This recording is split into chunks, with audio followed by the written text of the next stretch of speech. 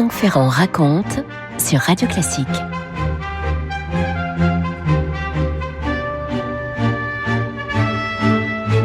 Regardez ce gros ballon à gaz qui est en train de décoller au-dessus du parc de la Pépinière. On est à Nancy le 26 octobre 1909 et il est un petit peu plus de 11 heures du matin.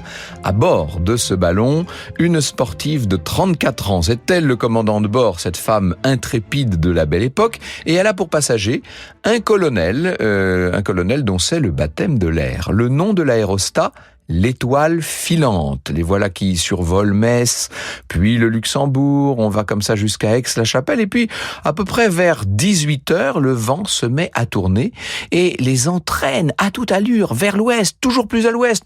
On traverse une partie des Pays-Bas, on est déjà quasiment sur la mer du Nord, et à ce moment-là, Marie Marvin a le choix. Soit elle fait atterrir le ballon, soit elle continue, et à ce moment-là, ça veut dire qu'on va faire la traversée de la mer du Nord jusqu'en Angleterre. Or, la traversée, dans ce sens, n'a jamais été tentée par une femme. Marie sent les picotements de l'audace, elle en parle au colonel, elle lui dit « ce serait tellement extraordinaire, est-ce que vous feriez ça avec moi, est-ce que vous le feriez pour moi ?» Bref, elle le convainc, et ils vont comme ça se retrouver bientôt au-dessus de la mer. Ils atteignent le grand large. Seulement, vers 21h, le vent fraîchit considérablement. La température a chuté, c'est bientôt la tempête, une bourrasque et puis une autre, et puis même une averse de neige qui vient s'abattre sur la toile du ballon. L'aérostat chute, il chute irrémédiablement. On se déleste autant qu'on peut de tous les sacs de sable. On jette maintenant les cordes, les bâches et même l'ancre. Attention, voilà le flot, écrira Marie Marvin dans la revue illustrée La culture physique, tout un programme. Attention, un flot énorme de plus de 10 mètres qui arrive et se brise sur nous, nous trempant jusqu'aux os et nous coupant la respiration. Nous nous rejetons en arrière pour redresser la nacelle. Le ballon s'élève à quelques mètres, 2 minutes à peine s'écoulent et nous sommes de nouveau submergés. Le paquet de mer, cette fois, brise la glace du baromètre. Violemment, l'eau nous arrache feutres et passe-montagnes pendant plus d'une heure. Les rouleaux immenses nous fouettent, nous brisent, nous secouent, projettent violemment nos têtes contre l'osier. Et la nacelle va comme ça heurter la mer, la toucher 52 fois. À plus de 50 reprises, vous imaginez, avant d'arriver finalement sur la côte anglaise. Et encore là, on manque de s'écraser contre la falaise de la perfide Albion. L'aérostat remonte au dernier moment. Il va accrocher les cimes de quelques arbres. Marie et son passager sont éjectés, mais ils sont sains et saufs. Franck Ferrand sur Radio Classique. On l'a surnommée, cette Marie Marvin, et ça ne vous surprendra pas, on l'a surnommée la fiancée du danger. C'est un journaliste de la Revue catholique qui, en raison de ses exploits en alpinisme à l'époque, l'avait ainsi qualifiée en 1903. C'est vrai qu'elle veut une vie de risque-tout, une vie d'aventure, de plein air, de liberté. Un peu, disons-le, une vie de casse-cou. À Nancy, elle apprend très tôt à nager, à pédaler, à skier, à foncer par tous les moyens. Ce qu'on appellerait un garçon manqué, qu'est-ce que vous voulez? C'est son père qui lui transmet le virus du sport et, disons-le aussi, peut-être un certain sens de l'émulation, du dépassement de soi, le sens de la compétition, une manière de combattre le chagrin peut-être après les disparitions prématurées de sa mère puis de son jeune frère. En 1906, elle va participer à la traversée de Paris à la nage, par la Seine, ai-je besoin de vous dire, 12 kilomètres, elle finit 15e. Une femme extraordinaire, écrit le quotidien Gil Blas. Sportswoman de premier ordre, elle pratique avec une égale maestria l'alpinisme, l'escrime, l'équitation, le cyclisme, la gymnastique et le jiu-jitsu. Ajoutons que mademoiselle Marvin étudie actuellement la médecine à Nancy et que son plus grand bonheur est de jouer la tragédie. En plus, elle s'adonne à la littérature, mais nous serions fort étonnés qu'elle sache faire cuire une omelette. Ah oui, ça, il faut vous mettre dans l'état d'esprit de l'époque, que voulez-vous. En 1908, la voilà qui se met en tête d'aller courir le Tour de France. Course réservée aux hommes, mais j'ai besoin de vous dire, on refuse de l'inscrire. Elle décide quand même de partir quelques minutes après les autres, et parmi les 114 cyclistes au départ, il y en aura seulement 34 qui, après 4488 kilomètres de ce interminable Tour de France, finiront par franchir la ligne d'arrivée. Eh bien, parmi les 34, il faut compter Marie Marvin. Il n'empêche que sa passion à elle, ce sont les airs, bien entendu. Elle découvre cette sensation à l'exposition internationale automobile de 1899 à Paris, où son père et elle sont venus depuis Nancy à vélo. Il y a une course en ballon. Elle parvient à se faire embarquer pour une courte ascension dans un de ces ballons et 2 ans plus tard, en 1901, elle décrochera son brevet de pilote de ballon libre. 1909, c'est son premier vol en avion. L'aviateur Sommer est venu faire une démonstration à l'aéroclub de Nancy. Il l'invite à faire un tour. Elle est ravie, transfigurée. Ah, qu'est-ce que vous voulez? Il y a la vitesse de l'appareil et puis il y a le survol de cette campagne qui file à toute allure. Ah, elle en est certaine. Je piloterai, dit-elle. Vous écoutez Radio Classique. 1 an après les événements que je viens de vous raconter, on est en novembre 1910, elle décroche le brevet de pilote aviateur. Vous voyez qu'elle n'a pas tardé, hein. C'est l'aéroclub de France, bien sûr, qui lui décerne ce brevet. Elle est la 3e femme au monde à piloter. Elle remporte la Coupe Femina de l'aviation féminine et elle, si on l'écoutait, elle ne ferait que ça. Elle volerait, elle serait constamment dans les airs. Le 6 août 1911, meeting aérien à Saint-Étienne, sous les yeux ébahis de quelques 150 000 spectateurs. Elle décolle à bord de son avion qui s'appelle l'Antoinette. Le moteur fait quand même un drôle de bruit, mais elle est au-dessus de tout ça, Marie Marvin. Elle n'en tient pas de compte. Sauf que, arrivée en surplomb de la gare de la Terrasse, le moteur d'un seul coup s'arrête. Tout net. Elle va finir en vol plané. Elle évite la cheminée du Café des Sports. De justesse, elle tente d'atterrir sur le terrain de boule qui est voisin, seulement elle va accrocher un acacia. Là, c'est le crash. Elle va s'en sortir indemne, mais l'Antoinette, au passage, a perdu une aile. 2 jours plus tard, on a rafistolé l'avion et Marie Marvin repart. Et ça y est, on décolle. Elle se retrouve nez à nez cette fois avec un autre avion. Elle braque au dernier moment. L'Antoinette se couche et s'écrase. L'avion va finir en allumette, comme on disait à cette époque. Il faut vous dire que on disait aussi casser du bois, parce que tous les avions étaient en bois, bien entendu, en bois et en toile. Marie Marvin est indemne. Elle a une chance incroyable. C'est pour elle un peu comme une roulette russe que tous ces vols qu'elle enchaîne. Parmi les pilotes, dites-vous qu'à l'époque, c'est l'hécatombe, hein. Le capitaine Ferber est mort dans son biplan au cours d'un meeting. Charles Wachter va faire la même chose. Le fondateur de Rolls-Royce, Rolls, également. Elle réalise des centaines de vols sans casse. Elle collectionne les records, mais il faut trouver un sens à donner à tout ça, bien entendu. D'après Michel Kahn, qui a écrit aux éditions du Passage là un livre qui s'appelle « La fiancée du danger », justement, sur Marie Marvin, c'est en feuilletant un vieux numéro de la revue La Nature que Marie Marvin tombe sur un article intitulé « Les wagons ambulances », décrivant leur utilité auprès de blessés tombés sur les champs de bataille. Et soudain, se précise une idée qui lui trottait depuis quelque temps dans l'esprit. Des avions ambulances ne seraient-ils pas plus efficaces encore? Marie attrape son carnet de croquis. Elle commence à calligraphier. Projet du premier avion ambulance. Voilà qui concilie ses études d'infirmière et cette passion de l'air qui maintenant l'habite. Elle a 36 ans, Marie Marvin, elle va délaisser la compétition et chercher maintenant un engagement. Il faut vous dire qu'on est juste avant la Grande Guerre. On est 3 ans. Le salon de l'aviation de décembre 1911 lui permet de proposer ses croquis d'avion ambulance, un monoplan équipé d'une civière spéciale, hermétique, fixé sous le fuselage. Pour l'instant, ce qu'elle recueille avant tout, ce sont des réactions sceptiques, disons-le. Et pourtant, en Europe, la guerre est là maintenant qui va finir par éclater.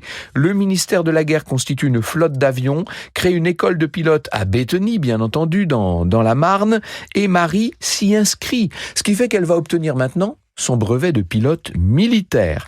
Elle espère que l'armée va financer son projet d'avion ambulance. À combien de portes a-t-elle frappé, demande Michel Kahn. Ces messieurs la reçoivent poliment, la complimentent pour ses victoires sportives, mais aucun n'a daigné entendre son appel. Comment cette folle a-t-elle pensé que l'armée peut s'intéresser au projet d'une femme? Elle décide que son projet, elle va le financer elle-même. Oui, on va construire à ses frais un premier avion ambulance. Pour cela, elle se lance dans une tournée de conférences où elle raconte ses exploits, ses projets. Le public est friand de ce genre d'aventure. Il est au rendez-vous, bien entendu. Et après une 20aine de conférences, elle accumule 11 000 francs qu'elle va confier à un constructeur d'avions qui s'appelle Deperdussin, un industriel qui d'ailleurs est assez flamboyant. En août 1913, l'industriel en question est arrêté pour usage de faux et escroquerie. En fait, il inventait des commandes fictives d'avions de la Russie pour emprunter en réalité des millions aux banques. Ah, Marie n'a pas frappé à la bonne porte, semble-t-il. Elle ne reverra jamais la couleur de ces 11 000 francs. Tout est à refaire. Alors elle recommence les conférences et puis surtout, elle redécolle. Et un matin de décembre 1913, elle est en avion au-dessus de Fontainebleau. Il y a un brouillard à couper au couteau et puis des bourrasques. Ça y est, il est très difficile de tenir l'avion. Comment va-t-elle réussir à atterrir dans un terrain boueux, tout près d'arbres, en plein brouillard? Une fois de plus pour elle, c'est la grande aventure. Franck Ferrand sur Radio Classique.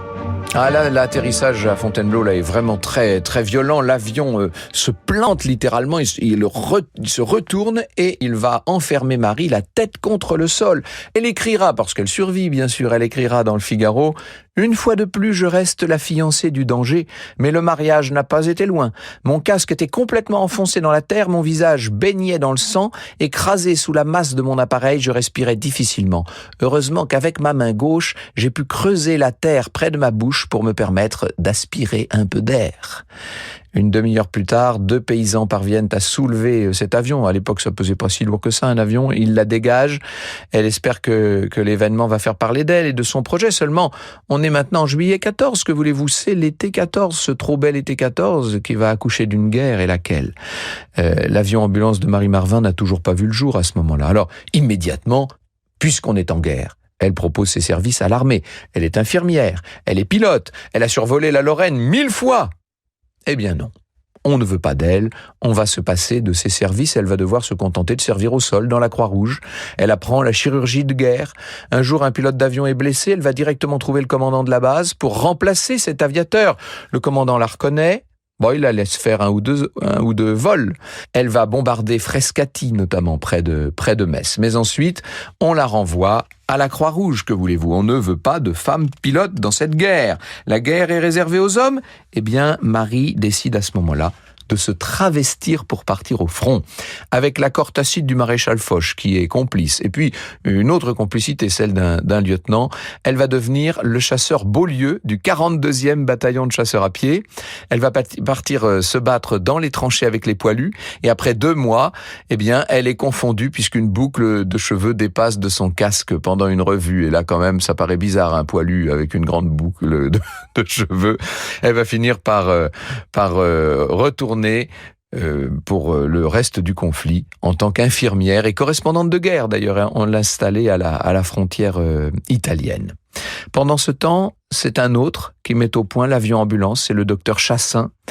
Médecin mobilisé, soutenu par l'armée, lui, il va transformer en 1917 2 avions de combat en avions ambulance avec équipement médical, etc., et civières et tout. Ils sont mis en service, ces avions, et ils vont faire des miracles. Et à la fin de la Grande Guerre, c'est lui, Chassin, qui va être considéré comme le père de l'aviation sanitaire. Et lors du premier congrès international de l'aviation sanitaire en mai 1929, avec la participation de plus de 40 nations, Marie Marvin n'est même pas élue présidente de l'association des amis de l'aviation sanitaire. C'est encore Chassin, on devrait dire maintenant le sénateur Chassin, qui va présider. Elle devra encore se battre pour ouvrir le métier d'aviateur sanitaire aux femmes, puisque jusqu'alors, seuls les hommes avaient pu l'exercer. Franck Ferrand sur Radio Classique. Marie Marvin s'est fait voler son projet, s'est fait voler la vedette, si je puis dire. Mais pour autant, elle ne renonce pas. Elle va créer un concours pour primer le meilleur projet d'avion sanitaire qui s'appelle le Challenge Capitaine Eichmann, en souvenir du grand aviateur, ami de Marie, mort en vol 20 ans plus tôt. Au cours de la présentation des projets, un discours est prononcé par Charles-Louis Julliot, qui est juriste, spécialiste de l'aviation sanitaire. Il dit « Nous sommes en 1931. L'activité de mademoiselle Marie Marvin dans le domaine de l'aviation sanitaire remonte à la bagatelle de 20 années. Permettez-moi, mademoiselle, de m'incliner très bas devant ma devancière. Oh, quand même, on a envie de dire, il leur a fallu du temps pour reconnaître ça. Elle va se lancer dans un dernier projet, Marie Barvin, avec le soutien des services de santé. Elle crée au Maroc une école d'infirmières aviatrices, un programme de formation, un brevet. Les élèves doivent notamment supporter les secousses d'un vol mouvementé sans être malades. Pendant la Deuxième Guerre mondiale, elle sert d'abord comme infirmière, puis elle rejoint la Résistance en 1943. Elle deviendra officier médical de la Résistance au grade de colonel, s'il vous plaît. En 1949, elle reçoit la rosette d'officier de la Légion d'honneur. Elle a 74 ans à ce moment-là. Et pendant toutes ces années, elle est restée célibataire. Elle reconnaît que son a priori sur les hommes lui a causé du chagrin, explique Michel Kahn. Elle n'arrivait pas à les regarder autrement que comme des ennemis. Plus ennuyeux, elle n'a pas mis un sou de côté. Alors elle va vivoter encore avec des conférences, des soins infirmiers qu'elle donne et qu'on lui paie. Elle fait un petit peu de commerce de produits de beauté aussi, et pour se nourrir, elle fréquente les banquets où on veut bien l'inviter. En 1955, pour ses 80 ans, un officier de l'US Air Force de la base aérienne de Toul l'invite à faire un tour dans son super jet McDonnell. Vous imaginez ça? La voilà qui va dépasser les 2000 km/h au-dessus de Nancy. Elle a 84 ans, elle passe son brevet de pilote d'hélicoptère, ça ne s'invente pas. Elle est heureuse comme une gamine à piloter son hélico à 84 ans. C'est un peu son baroud d'honneur, si vous voulez, parce que bien sûr que la santé lui joue des tours. Elle va mourir dans un hospice à Laxou le 14 décembre 1963, à 88 ans. Elle a fini sa vie dans un dénuement assez terrible, pour tout vous dire. Elle était néanmoins bardée de 34 médailles. Ça faisait d'elle la femme la plus décorée de France. Elle a été pionnière de l'aviation féminine. Elle a été l'inventeur, si j'ose dire, de l'aviation sanitaire. Elle laisse 2 documentaires, Les ailes qui sauvent et Sauvée par la colombe. Et dans ces documentaires, enfin, là, oui, elle joue le premier rôle. Vous écoutez Radio Classique.